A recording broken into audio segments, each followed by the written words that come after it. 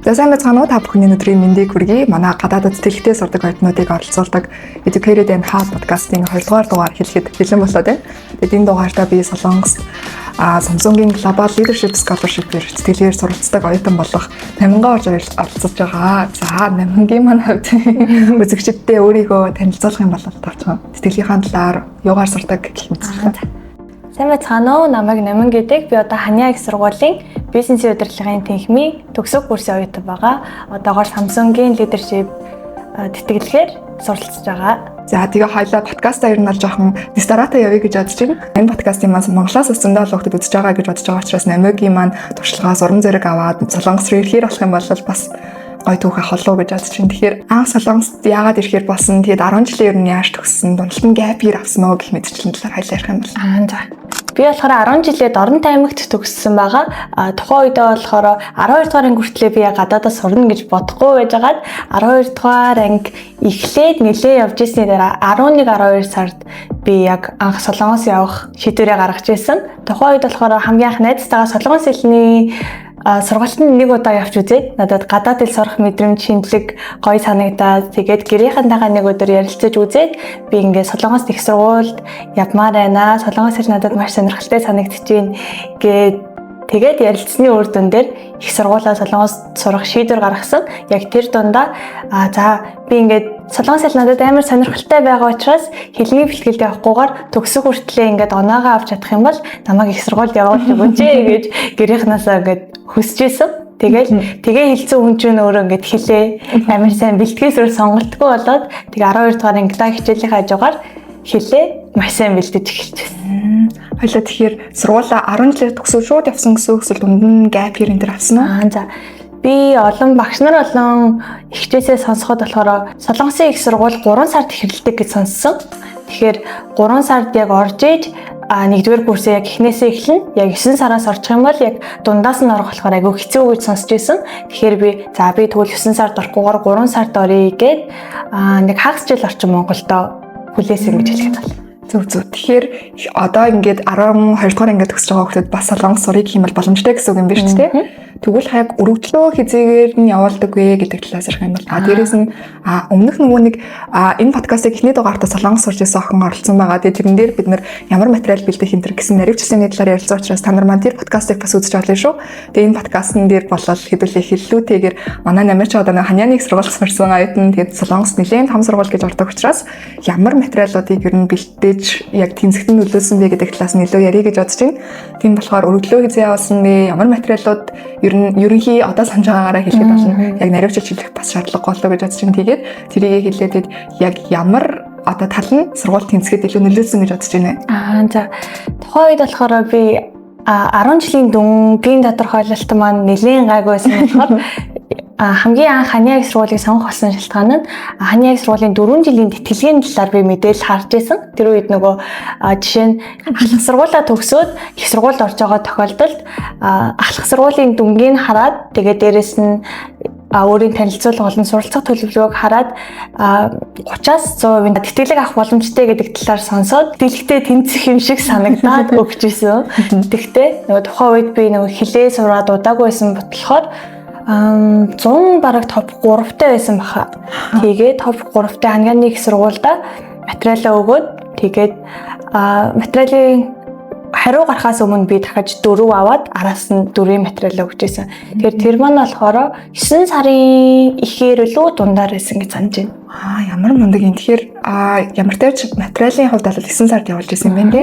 Тэгэхээр одоо материал явуулах гэж байгаа хүмүүс ах юм бол 9 сараас өмнө бүгд ингэ бэлдээд бүх судалгаагаа хийгээд явуулахад бол боломжтой болоо гэж харж байна. Нэгт хоёрт гэх юм бол хэлний оноо нь бол нэг өндөр байсан гэж бол харагдахгүй байна. Гэхдээ тэнцчихсэн байж те. Тэгэхээр тэтгэлэг хэр олцсон бэ? Тэгээд яг тэгэхээр даваа тал нь ер нь дүн байсан гэж харж байна. Хичээлээс гадуурх үйл ажиллагаа бас байсан уу тухайн үед? За тухайн үед болохоор би яг ингээ ахлах сургуулийн дүнгээрээ өөрийгөө тэтгэлэг авна гэж ягаад ч юм амар их итгэцэн байсан. Тэгээд болохоор Хания их сургуулиас болохоор би ямар ч тэтгэлэг авч чадаагүй. Тухайн үед өөр материал өгсөн сургуулиас надад нэг 50-аас 70% тэтгэлэг санал болгосон ч гэсэн би ягаад ч юм Хания их сургуульд ормоор байна. Би яг нэг том сургуульд ормоор байна. Нэгдүгээрт, хоёрдугаарт би яг ингээд намайг оруулаад өгөх юм бол би өөрөө хичээгээд тэтгэлэг авч чаднаа гэсэн ягаад ч юм дотор маань итгэл байсан учраас тэтгэлэггүй ч гэсэн орохоор сонгож байсан. Зөв.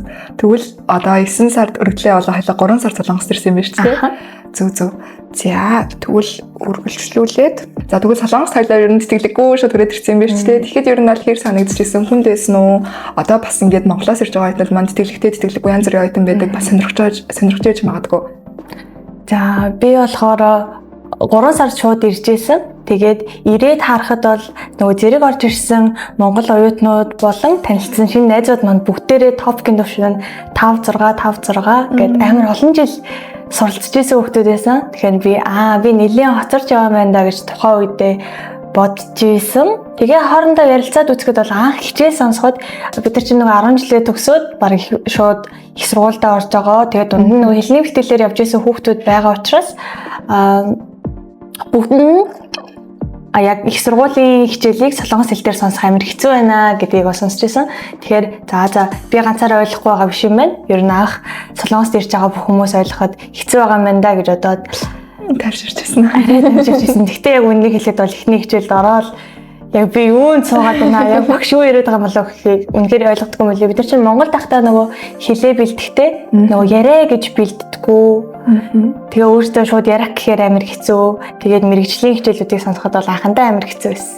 Ер нь бол цагийн ажил хийж өөрийгөө тгсэн гэж ойлгож болох үү те тухайн үедээ бол тухайн үедээ болохоор нөгөө ямар ч тэтгэлэггүй шууд гэрийнхнаасаа сургуулийн төлөвлөлөө иржсэн болохоор тухайн үед хагас бүтэн сайндаа ажил хийгээд тэгээ өөрийнхөө хэмдээ амжиргааны хэрэглээний мөнгөө өөрөө олохыг хичээдэг байсан. Тэгэхээр одоо ингээд бодохоор одоо яг би тэтгэлэггүй гэхдээ солонгос сурмаар байгаа. Би ирээд ажил хийгээд хажуугаар нь ингээд төлбөрөөр нэвэл юу гэж бодож байна? Боломжтой гэж бодож байна уу? Боломжтой жишээнүүд маш олон байгаа болохоор л мэдээж боломжтой. Тэгээд бид нар чинь Монголоос шууд ирээд ямар нэгэн албан ёсны мэрэгжлийн туршлага байхгүй юм чи биднэрт олдож байгаа ажлууд нь бол мэдээж хүссэн ажлуудаа олж чадахгүй. Тэгээд цагийн ажлууд хийхэд бол надад хамгийн анх ирээд хийж исэн болохоор амар хэцүү санагдчихсэн. Тэгээ би тухайн үедээ яг яадаг байсан бэ гэхээр ажиллаа тараад орж ирээд мэдээж амар хэцүү өдрөөс ингээд нэг сонирхолтой гоё өнгөрөхгүй байгаа болохоор яг орж ирээд өөртөө хандаж амар тийм бичдэг өөртөө амар ялцдаг төрлийн юм байсан дотор байранда. Тэгээд тухайн үед болохоор би ингээд сургуулаас 30% тэтгэлэг авах юм бол тэдэн өдөр ажил хийхгүй. 100% тэтгэлэг авах юм бол тэдэн сар ажил хийхгүй байхдаа тэнцэх юм байна. Ямар вдэ гэж өөрөөсөө асууж исэн. Тэгэхээр би ингээд ажиллаа гээд явж болох юм байна. Эсвэл жоохон хичээлээ илүү сайжруулад тэтгэлэг авах юм бол надад арай илүү цаг зав гарах боломж байгаа юм байна гэдгийг өөрөөртөө ойлгуулж чадсан юм болов уу гэж боддог. Наа чи ямар гоё юу вэ? Үнцэг вэ? Ягаад гэх юм бол миний бас заримдаа ингээ харж байгаа манай монгол хүмүүс айгүй мундаг орж ирэл ажил олоод хийдэг. Тэгээл өөрсдөө ингээ тэтгдэг. Гэтэ ингээ жоохон удаад ирчихээр нөгөө хичээлээ хийхээс илүү тийгэр ажиллаа хийгээд явчихдаг юм шиг харагдаад идэгий.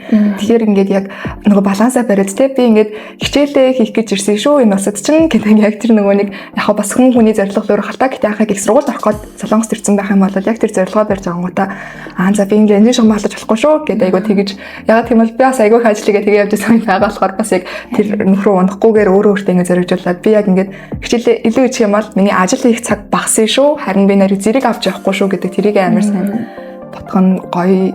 Яг ингээд шууд Монголд ирж байгаа хүүхдүүдэд ингээд ажил хийгээ шууд мөнгөтэй болоход ингээд богино хугацаанд амар гоё мэдрэмж. Тэгээд яг урт хугацаанд яаж үр дүнтэй сонголт хийж чадах вэ гэдэг талаараа дахиж сайн бодж үзээрэй. Бүгдэнд нь боломж байгаа шүү гэж хэлсэн. За ойлголоо. Тэгвэл солонгост ирээд амьдрал юм байжээ. За тэгвэл одоо хоёлоо жоохон тэтгэлэг рүүгээ ороод ярих юм бол ирээд тэгвэл тэтгэлгээ авсан гэсэн үг юм байна шүү дээ хоёлоо. За тэгвэл Samsung-ийн тэтгэлгийнхаа талаар жоохон дэлгэрэнгүй танилцуулах юм бол ирээд авдаг тэтгэлэг гэж юу нь ойлголоо.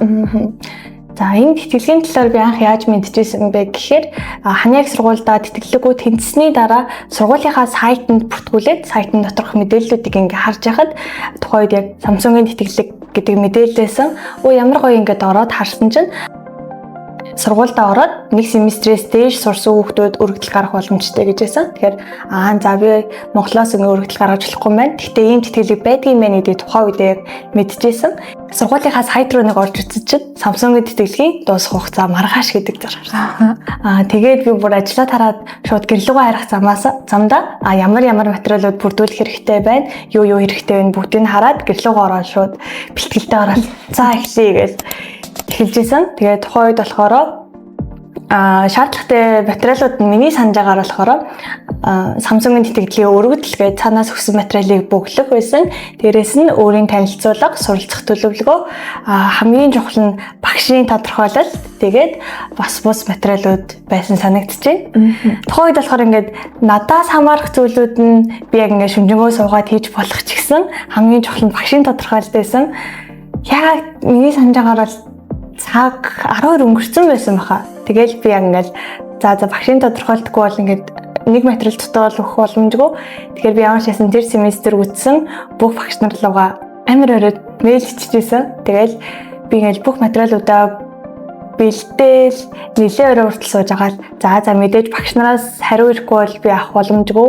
За ер нь эртгэн унтидоо өглөө тэгтээ амар эрт зэрүүлэг тавьчих. Тэгээд хэрвээ багш нараас хариу ирсэн байх юм бол би бусад бүх юмнуудаа сайжруулна гэж бодож байсан. Тэгээд өглөөс ирээ харсан чинь манай нэг багш надад амар урт тодорхойлт бичээд өгсөн байсан. Би бүр ингээд өглөө хамгийн анх удаа тэгэж амар сэрж үзээл мэйлээ харсан чинь нэрээс надад тодорхойлт ирсэн. Тэгээд би баг нөгөөдгөө ингээд бараг нүдэндээ нөлөөс зилгнээр авчихсан санагдаж байна. Ямар хөөрх юм бэ? Тэр дедлайныг маргааш өглөөнийх нь хэдэн цагт байсан? Миний санаж байгаагаар 3-4 үед байсан. Яг нэг сургуулийн ажилтны тарах цагаас өмнө бичиг баримтаа өгөх хэрэгтэй байсан. Зөв. Тухайн үед 8 манд өргөдлийн хаалгата топик хэдэн оноотой байсан бэ? Би тухайн үед бол топ 4-төөгөө л байсан. 4-төөгөө байсан уу? Тэгсэн мөртлөө ингээл манай намайгийн ингээд төгсгийг сонсохоор хүүхдүүд чинь нөгөөний топ канаг болохоор гэл тэрэндээ амар ингээл өөрийгөө хаашлуулад байдаг гэсэн чинь топ 4-тэй байсан аа айгуу зөрөгтэй. Бүр 3 таахтай явуулсан тий. 3 таахтай явуулаад араас нь 4 явуулаад 4 таахтай дахиад Samsung-ийн тэтгэлэгт явуулаад айгуу тийм айцгүй үзээд авах гэдэг ийм бас зөрөг хүн болгонд ер нь хэрэгтэй юм байна гэж бас айгуу суралцж байна.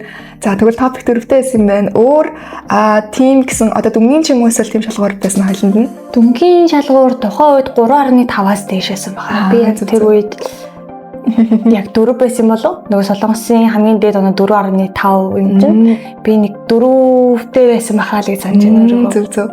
Тэгтээ хойлоо жоохон сэдвээсээ хазаагаад яа. Тэг дүнгийн одоо ирэхэд нэг Солонгос хэлний байсан мөртлөө яаж дүнгээс юм сайн гаргасан бэ? Тухайн үед болохоор нөгөө мэрэгжлийн хичээлүүд бол амар шалгуур өндөртэй хэцүү байдаг шүү дээ. Би яг 1-р курстэй би бол ихэвчлэн нөгөө мэрэгжлийн хичээл биш мэрэгжлийн бус заавал үзэх ёстой хичээлүүдийг үзчихсэн маань дүнгээ гайгүй гаргахад нөлөөсөн юм уу гэж боддог. Тактикгүй шүү дээ.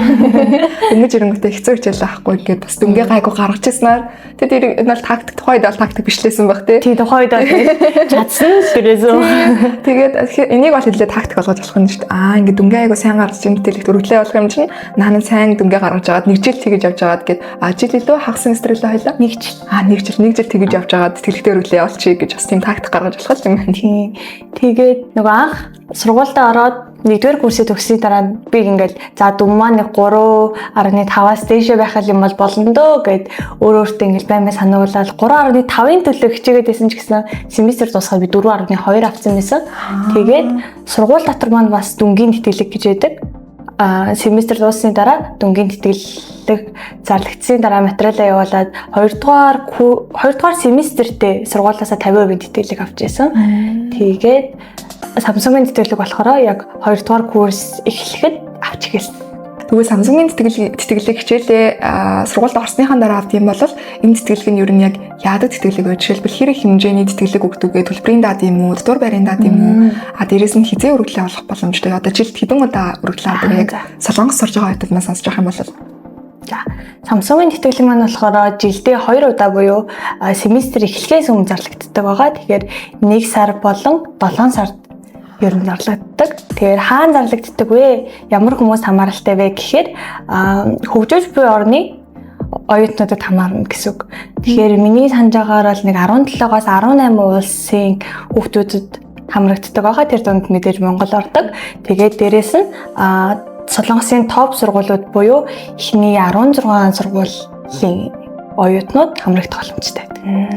Тэгээд мэдээлэл нь болохоор ерөнхийдөө сургуулийнхаа сайтууд дээр эхэлж гардаг гэсэн.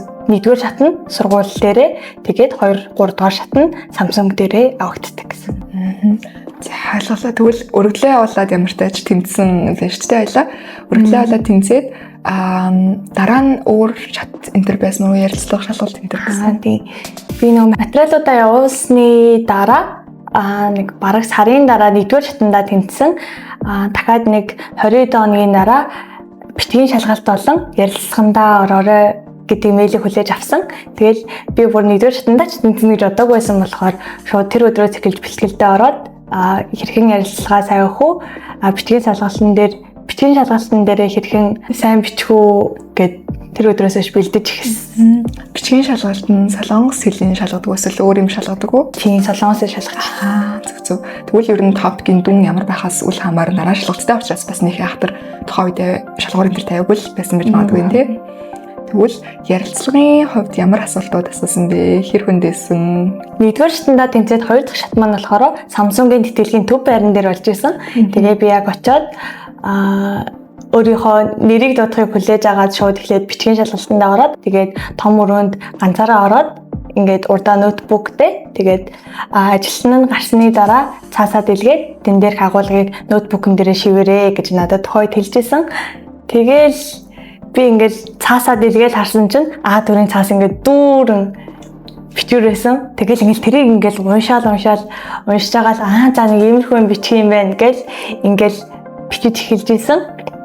Тэгээ би тухайн үед бол өөрийнхөө хувьд нэлээд тийм сайн бичиж чадаагүй. Тэгэл за би бичгийн шалгалтаа иймэрхүү өгсөн юм чинь энэ удаагийн боломж маань ер нь нэлээд хотлоо олчлоо доо гэж бодож исэн. Тэгээд бичгийн шалгалтаа дуусчихгоодаа шууд ярилцлагандаа орох байсан. Тэгээд за бичгийн шалгалтаа сайн өгөөгүй юм чинь ярилцлагандаа одоо ер нь эвүүдээ гэж бодчихгоодаа минь нөгөө айц байх байлцсан. Одоо нөгөө би заавал авах хэрэгтэй гэж бодсон бол ингээл би ингээл яна сайн хийж чадах болов уу гэж бодох байсан. Тухайн үед болохоор би ингээл за энэ семестр бол ингээд үтсчээ дараа жилээс ингээд улам сайн болоод ирээдөө гэд бүр ингээд дотроо итгэсэн байсан болохоор ороод ингээд ямар ч сандралгүй ингээд ярьсан. Гэхдээ ярилцлагын донд ч гэсэн гацах ч юм уу эсвэл мэдгүй асуултууд таарч байсан ч гэсэн тэгээд ямар ч хэсэн ярилцлага өгөөл гарч ирсэн дээ.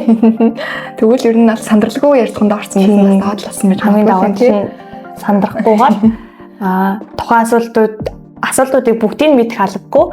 Одоо би жишээ нь мэддэг асуултуудаа хариулаад мэдгүй асуултаа би энэ талаар илүү судалж үзнэ ч юм уу асуултуудыг заавал мэдэх хэрэгтэй гэсэн өөрийнхөө тийм айдсыг багасгасан дээрээ л гэж бодчих.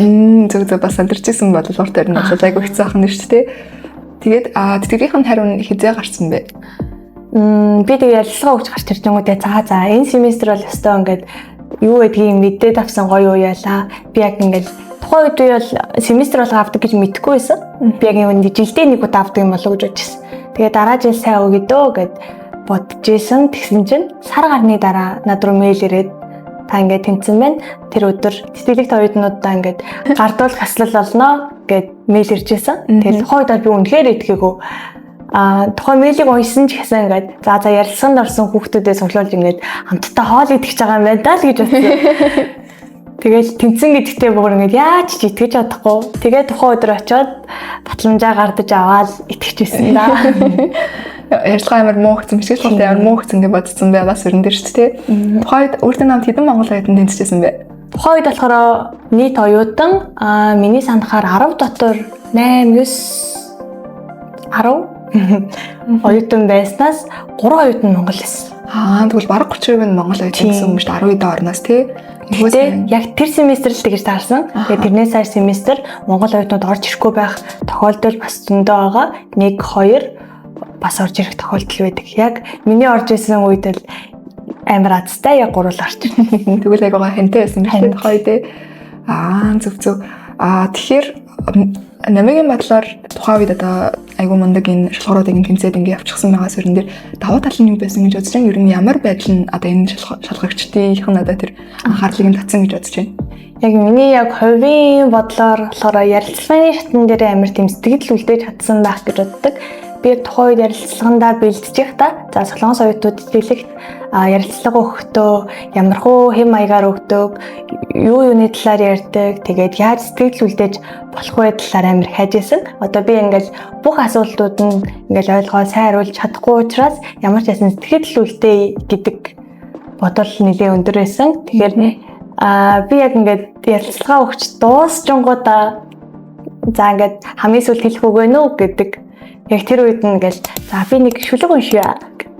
За шүлэг нь болохоор яг Монгол тийм шүлэг биш. Солонгосын одоо мэддэг хүмүүс нь л мэдэх байх. Ингээд одоо жишээ нь Samsung гэдэг үгээлээ гэж бодоход сам гэж эхлээд эхний мөрөн сам гэж эхлээд хоёр дахь мөрөн сун гэж эхлээд ингээд юу шиг шүлэг шиг уншигддаг. Ямар сони за би тэрний талаар ингээд ярилцлагын талаар нэлээд судалж агаад за иймэрхүү Солонгосын хэм маяг байдаг юм байна. Энийг би гаргаад үзүүл яд юм бэ гэж тухайн үед бодчихсон. Тэгэхээр бол одоо Солонгосын тэр шүлэглэл гэх юм уу?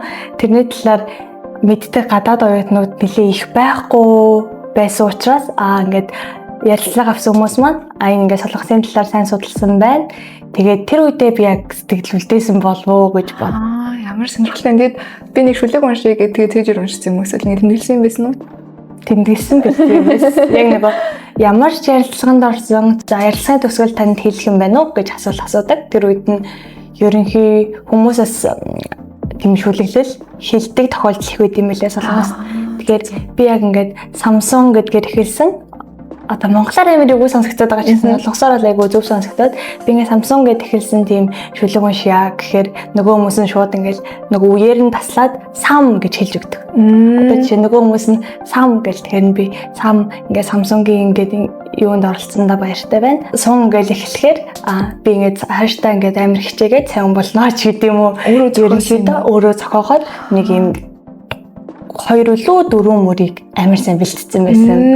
Тэгэл яг ингээл би ингээл уншия гэж тэгсэн чинь нөгөө ярилцлага авч байгаа хүмүүс маань ингээл амар нүдэн сэргэл өө энэ юу ярьж юу гэх. Тэгэл энэний өмнөөс амар хөрхэн Samsung гэж хэлж өгөөд тэн дээр нь би бас амар чанга хэлээс за баярлаа гэж гарч ирсэн санагдчихэв. Энэ ямар хөрхэн юм би энэ бол өстой анхудаа сонсч байна. Тэр болохоор яг ингээд сэтгэл үлдээ. Одоо жишээ нөгөө хүүхдүүдэд тодруулахдаа ч юм уу тэр нэг шүлэг уншсан хүүхдүүд байсан да. Тийм арай онцгой чадсан байж тээ. Онцгой чадсан болов л гэж бодсон. Тэгвэл ярилцлагынхаа үедээ ер нь бол хамаг оноо гарсан гэж бол намайг юм би яг гэж бодож байгаа. Тэрнээс биш яа. Би чиг бол мэдэхгүй гэж байна. Мостын бол мэдэхгүй. За ойлголоо. Айгуу сонирхолтой юу яриалаа. Тэгвэл хоёлаа цаашдаа үргэлжлүүлээд сэтгэлгийнхаа нөгөө нэг хэмжээ яг тэнцний дараа юу болсон бэ гэдэг талаас нь тэгээд энэ одоо төгсөл нөгдөг тэтгэлэг гэж би ойлгосон зүг. За манай тэтгэлэг болохоор их сургуульд ороод бакалаврын оюутны тохиолдолд нийтдээ хамгийн дээдэлтэй 8 семестр авах боломжтой. Тэгэхээр би нөгөө 2 дугаар курсээс орсон болохоор нийт 6 семестр авах боломжтой гэсэн төгсөг хүртэл. Гэтэ 5 жил мөлөөр сурдаг хүүхдүүд бол тийм 8 семестр. Тийм нийт 8 семестр авах боломжтой. Тэгээд нөгөө 4 жил сурчингуудаа нэмэлтээр хүүхдүүд сунгаа сурдаг штэ. Тийм тохиолдол бол зөвшөөрөгддөг. Тэгэнгүүт одоо сэтгэл нь сургалтын төлбөрийн төлөвлөлт стипенд гэдэг тэр талаас нь юм бол. За Samsung-ийн тэтгэлэг болохоор Samsung-ийн тэтгэлийн сангаас шалгарсан оюутнуудаа семестр болгон мөнгөнд тэтгэлэг өгдөг. Тэгээд Samsung-ийн тэтгэлэг шалгарсан оюутнуудаа сургуулаас нь сургалтын тэтгэлэг өгдөг сургууль байдаг, бас өгдөггүй сургууль байдаг юм байлээ. Одоо жишээ нь би Ханяанд сурдаг учраас Ханяаны тэтгэлгийн сангаас энэ хүүхэд Samsung-ийн оюутан учраас манайхаас 100% төлбөрийн хөнгөлөе гэдэг шийдвэрийг гаргаад би сургуулаасаа 100% тэтгэлгээ 100%-ийн сургалтын төлбөрөө хөнгөлүүлээд дээрээс нь Samsung-аас амжиргааны зардал авдаг гэсэн. Зөв. Тэгвэл сургуультайгаа бас ингэ зөвлөлтөө сургууль болгоноос ингэж сургуулиудаа өөр байдаг гэсэн. Одоо түрүүнд хэлсэнчлэн 16 сургуулийн хүүхдүүдээс авдаг гэж хэлсэн. Гэхдээ тэр сургуулиуд нь сургалтын төлбөрийг төлж өгдөггүй гэж бас хоёр янз байгаа. Зөв. Тэгвэл тэр нь одоо яг хуу сургуулийнхаа ранк энтрээр шийдэгддэг. Эсвэл сургуулийнхаа дотоодын журам энтрээр. Дотоодын журмаас шийдэгдэх юм санагдсан. Яг нөгөө дэлгэрэнгүй мэдээллийг харах боломжгүй гэдэг юм шиг байлээ. Ямар ч байсан Ханяа их сургууль бол сургалтын төлбөрийг төлж өгдөг гэж ойлгох байна. Зөв. Тэгвэл бас айгу азтай л тий одоо мэдхгүй л очиод өргөлөө олчихсан маш тий. За тэгвэл хоёлаа өргөжлүүлээд одоо яг тэтгэлэгт өргөлөө олох гэж байгаа хүүхдүүд эсвэл ирээд бас өргөлөө олох хүүхдүүдэд зориулаад материалуудаа жоохон дэлгэрүүлээд ирэх юм бол ямар материал нь илүү чухал байдаг вэ? Тэгээд тэднэр дээрээ илүү яаж анхаарах вэ гэдэг талаас манай номигийн зөвлөгөө. За. Түүнд хэлсэнчлэн нөгөө бусад бүх материалууд маань надаас өөрөөс маань шалтгаалаад одоо жишээ суралцах төлөвлөгөө, танилцуулга, бусад материалуудаа би ингээд өөрөө бичиж сайжруулах боломжтой ч гэсэн тэр дундаас хамгийн сонирхолтой нь багшийн тодорхойлт байсан. Энэ заавал мэрэгжлийн хичээлийн сонсон багшаасаа заавал бичүүлэх ёстой тийм бичвэр байдаг. Тэгэхээр та бүхэн тэтгэлэг авъя гэж зорж байгаа бол ингээд тухайн семестр сонсож байгаа багштай сэтгэл үлдээгээд тэгээд ийм оюутан байдаг шүү, ингэж хичээдэг шүү гэдгээ ингээд тухайн үедээ харуулад явж явах юм бол дараа нь тухайн багшаасаа тодорхойлт хүссэн ч гэсэн урт хугацаанд тодорхойлолт авах боломжтой. Тэгээд багшийн тодорхойлолт тэтгэлэгт өндөр хувь эзэлдэг юм байлээ гэж зөвлөмөр байна. Тэгвэл буцаад номигийн одоо өөрөөс нь бичсэн тэр одоо суралцах төлөвлөгөө өөр юу бичсэн гэлээ? Танилцуулга хоёр дээр анхаарсан юм. Эсвэл ер нь юм угасаал байдаг юм байдаг уу? Би ямар ч байсан нөгөө их сургуультай анх орохдоо тэтгэлэггүй ирээд тэгээд бусад найзуудтайгаа ярилцж байхад дүн болон бусад шалгуурууд нь бүгдээрээ ижлэхэн байлаа. Эсвэл доор байлаа ч гэсэн танилцуулга суралцах төлөвлөгөөгөө сайн бичих юм бол тэтгэлэг авах уу нэлээд өсдөг юм байлээ. Тэгэхээр би яг ингээд өөртөө зориулж бичиж та танилцуулга болон суралцах төлөвлөгөө ерөнхийдөө тэтгэлэг авахад 80-90%-ийг бүрдүүлдэг юм байна гэж тухайн үедээ бодож исэн. Тэгээд би болохоор тэр хоёроо маш их бичээд тэгэл таньдаг Монгол, Солонгос таньдаг их чинэр рүү явуулаад энийг жоохон сайжруулах арга байна уу? Энэ дээр фидбек байна уу гэж ер нь бол ингээл маш их сайжруулдаг байсан. Зөв. Тэгвэл танилцуулга дээр өөрийнхөө талаар, ер нь таашныхаа талаар тэгвшээ хайх юм бол зундаа мэдээлэл бас байгаа юм дээ. Өөрийнхөө онцлогийг гаргаж ичээд суралцах төлөвлөгөөр болохоор төгсөөд ийм хүн болно. Одоо цаашдаа ийм юм хийн гэдгийг аягүй сайн гаргаж ичих юм бол аягүй чухал байдаг юм байна гэж ойлголоо. Тэгээ буцаагаад багшийн тодорхойлолт нь бас манай номигийн онцлогийг харуулдаг. Тэгээ бусад сурагчдаас юугаараа өөр ингэдэггийг нь харуулсан тийм бичиж өгөх юм болоо. За ойлголоо. Тэгвэл ер нь бол Солонгос зөндөө олон тэтгэлгүүд Солонгост авч болох тэтгэлгүүд гэх юм бол засгийн газрын тэтгэлэг байдаг. AB гэдэг одоо Монголоос явуулах тэтгэлэг байдаг. Тэгэхээр Солонгос дотроос өргөлөө явуулдаг байдаг. Тэрийг бид нараас өмнөх подкаст нэрээр ярьчихсан байгаа. Өөрсдөө хайлаа ярьж ин сургуулийн тэтгэлэг гэж байдаг гэсэн. Тэгвэл тэднээс илүүтэйгээр би яг энэ Samsung Global Leadership тэтгэлгийг авъя гэвэл яг юугаараа даваад талтай байгаад хүүхдүүд нэг сонгож бэлдэх хэрэгтэй. За би яг ингээд Samsung-ийн тэтгэлгийг авсны дараа босоод ингээд тэтгэлгүүтээ харьцуулж үзэхэд манай тэтгэлэг болохоор зүгээр ингээд тухайн хүүхдийг санхүүгийн дэмжлэг өгөөд суралцахад нь туслахаас гадна тухайн хүүхдийг хэрхэн илүү сайн манлайлагч оюутан болох вэ гэдэг тал дээр маш сайн тусалж дэмжиж өгдөг. Одоо жишээ нь семестр болгон биднэрт ингээд өөрийн гэсэн тэм дугуулan үүсгэх боломж өгдөг. Тэрийн санхүүгээр дэмжиж та ямар дугуулan үүсгэж тэтгэлэгт оюутнуудаа хамрагдуулаад бүгдээрээ яаж өсөж хөгжмөр байна гэдэг хүсэлтэд явуулах юм бол тэрийг дэмжиж бид нар та нар нэг семестрийн турш хоорондоо хамтраад өөрсдийгөө ингээд хөгжүүлэх юм үйл ажиллагаа хийгээрэй гэд бид нар санхүүгийн дэмжлэг өгөхөөр семестр болгон хүссэн дугуулангаа нэгээд хоорондоо илүү татна болоод тэгээ дээрэс нь өсөж өгчих боломжтой байдаг. Мөн жилдээ 2 удаа бүх тэтгэлэгт оюутнууд нийлээд зуны камп болон өвлийн шинэ жилийн өмнө бөөндөө нийлж бие биендээ урам өгөх. Тэгээд Samsung-ийн багш нарын лекцийг сонсох ч юм уу илүү мотивац авах тийм үйл ажиллагаанд оролцох боломжтой хамгийн гоё санагддаг. Бас нөгөө хөтөлбөр хувийн талаас нь агуулх дэмжиж өгдөг юм лээ. Тэгвэл Samsung-ийн одоо энэ тэтгэлгийн зорилго нь энэ одоо авсан хүүхдүүдэд буцаа Samsung-д ажиллах ч юм уу эсвэл өөрсдийнхөө ажиллах хүчийг бэлтгэх зорилгоор тийм үү эсвэл яг их орондоо хөнөмөр болоосаа гэдэг тийм зүйлээр явуулах тэтгэлэг юм болов уу? Samsung-ийн тэтгэлэг нь болохоор яг Samsung-д ажил гэдэг тийм утгаараа л өгдөг тэтгэлэг биш. Global Leadership тэтгэлэг буюу улстай очиод өөрийнхөө манлайллыг харуулах боломжтой. Дээрээс нь Солонгост үлдээд өөр байгууллагуудад ажиллах боломжтой. Ер нь л тийм ямар нэгэн хязгаар бол заасан байдаг. Ер нь хөгжөө чадхаараа хөгж бид нэр туслая л гэдэг юм биш үү? Ямар гоё юм бэ. За ойлголоо. Тэгвэл хоёлаа одоо манай намигийн амьдрал хэрэг ер нь цаашдынхан зорилго топ кино гэх мэтчлэн бас жоохон жилээтэй ярих юм болоод. За. Би нөгөө анх Солонгост ирж байхдаа топ материал өгч байхдаа топ 3-тай байсан гэж ярьсан. Тэгээд өөхгүй өгсний эцэст топ 6-тай болсон байгаа. Одоо би Монголд болохоор бараг 4 удаа өгчээсэн. Тэгээд Солонгост ирснийхаа дараа бас бараг 4 удаа өгсөн. Ер нь баг байнгын топ өгчээсэн юм шиг тийм. Би одоо нэг арай сайжирсан байж магадгүй. Өгөөд үзье. Одоо өгөөд үзье гэд хичээсний эцэст ямар ч гэсэн 6-г авч чадсан байгаа. Тэгээд удахгүй сургуулаа төгсөөд Солонгост өөрийнхөө мэрэгчлэрээ санхүүгийн чиглэлээр ажиллая гэж бодож байгаа. Тэгээ ер нь Монголдо бас буцах энэ төр төлөвлөгөө бас байгаа ах тий. Ямар ч ясан сургуулаа төгсөөд 2-3 жил эндээ туршлагаа нэмсний дараа Монголд очиж эх орондоо эрэхтэй юм болно. Эрдэм мөнгөрлөл боцгоно шүү дээ. Энэ насаас бүх эрдмийн авчлаа. Мөнгөөр нь ч гэсэн сэтгүүлчтэй. Айгуу бахархаж байна намайгаар ямар мундаг юм Монгол охид. Улсын мөнгөөр Солонгосын компани мөнгөөр гэдэг шиг мундаг сэтгэлийг аваад ингээд суралцж байгаа. Тэгээ бас ингээд хүүхдүүд айгуугаа урам зориг болж байгаа болоо гэж найдаж байна. Тэгээ цааш та Солонгост ирж суралцах байгаа хэднэ ч гэсэн намигийн туршлагаас хараад би ингээд сэтгэлийг одоо авч чадаагүй ч гэсэндээ ялангуяа нөгөө засгийн газрын сэтгэлч айгүй өрсөлдөөнтэй гэдэг ч тийм.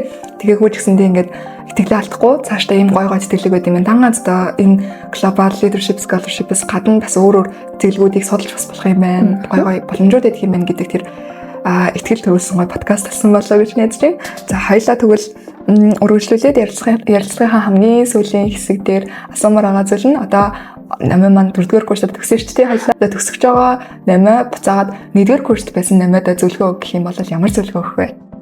За. Цааш жагараа. Бодож байгаа. За. 1-р курст орж ирсэн өөртөө хандаж хэлэх гэвэл ямар ч байсан хүний нутагт ганцаараа ирээд ямар ч сайн хичээсэн шүү. Баярлалаа гэж хэлмээрээ. Дээрээс нь ямар ч байсан тухайн үед ингээ гадаадаас суралцахаар ирж байгаа юм чинь хичээлээ ойлгохгүй байсан ч гэсэн гэртээ хараад маш сайн давтаад ойлгохын тулд амар хичээх. Дээрээс нь ямар боломж нээлттэй байна вэ гэдгийг маш их эрэл хайгуулах хэрэгтэй шүү гэж зөвлөмөр байна. Дээрээс нь солонгос хэлээрээ хичнээн сайн өөрийгөө зөв ойлгох боломжгүй ч гэсэн улам хичээгээд багш нараасаа хэрэгтэй зөвлөгөө мэдээлэл хүсэх болон хичээлдээ идэвхтэй оролцсноор бусад оюутнуудаас ялгарах боломж бас байд юм байлээ шүү гэж зөвлөмөр байна. За баярлалаа. Айгуу гоё зөвлөгөө байлаа. Тэгэх юм бол заавал нөгөө хилэндээ бити төр дээрээ ингээ хичээгээрээ хичээл сэтгэлээ харуулах мал хичээл сэтгэлийг нь үнэлээ шүү гэж байгаа гоё зөвлөгөө тэгчтэй. Би яг тухайн үед болохоор нөгөө солонгос хэлээрээ сайн өөрийгөө ойлгуулах чадвар муу байсан үедээ яг ингээд нэг хэсэг бол ингээд за би ингээд солонгос хэлээр өөрийгөө сайн ойлгуулж чадахгүй юм чинь за чимээгүй ээж ч юм уу нэг амар тийм дотгошоо болох үе байсан. Гэхдээ тийм үед орлоггүйгээр яг өөрийгөө улам сайжруулад би яг ингээд тухайн үед гацсан гэсэн үг биш болохоор за би ингээд сайжруулад өөрийгөө илэрхийлж сурна. За би энийг давна ч юм уу өөртөө ямар шасан зорилго тавиад түүнийхээ төлөө сайн хичээх юм бол бүхүүд алга нээлттэй шүү гэдгийг хэлмээр байна. За баярлалаа. Айгуу гоё урам зориг өгсөн яриа байлаа. Баярлалаа. За тэгээ подкастын маань энэ хүртэл сонссон та бүхэндээ маш их баярлалаа. Сэтгэлтэй холбоотой юм эсвэл намайгаас мань асуулт байх юм бол комент сэтгэлдэж олно. Дээрээс нь дээр энэ Instagram-аа гаргачих. За тэгээ энэ хүртэл та бүхэндээ маш их баярлалаа. Тэгээ бүгдээрээ дараагийн хамтлагаар уулзцгаая. Баярлалаа.